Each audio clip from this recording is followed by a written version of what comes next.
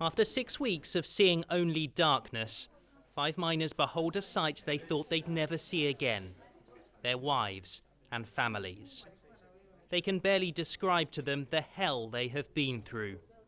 They lived in a space the size of a single bed and ate the cockroaches and insects that had come for them.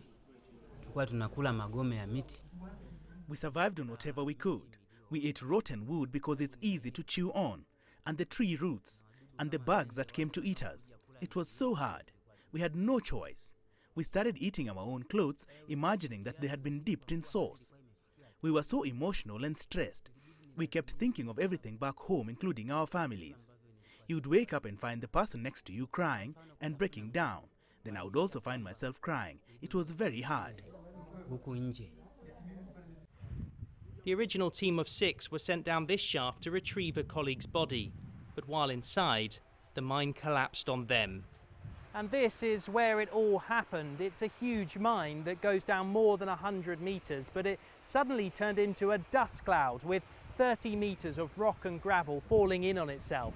You can see why both the miners and the people who work here believed there was no way out.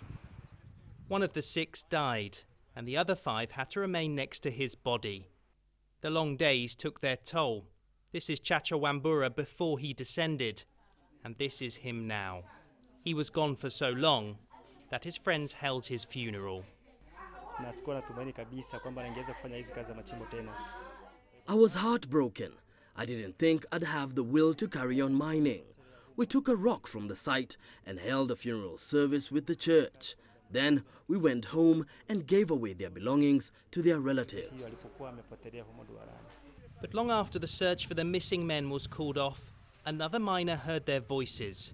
At first, he feared they were evil spirits, but the group managed to yell their own names and their rescue began. They say it was their faith that helped return them to their families. The thing that hurt the most was thinking about my family, my father and my mother and my children.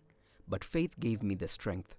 I kept praying, and God told me I would get out, so I never gave up. When I saw my family again here, I was so overjoyed. I didn't want them to leave. But they returned to a cruel world. Their houses have been sold, and they may now be even poorer than before. At least, though, they have their families. Msafiri will now see his first son born in a few weeks' time.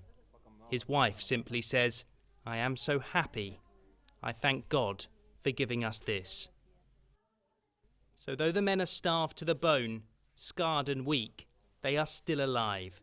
And against all the odds, they have not been broken. Dan Ashby, CCTV, in Tanzania.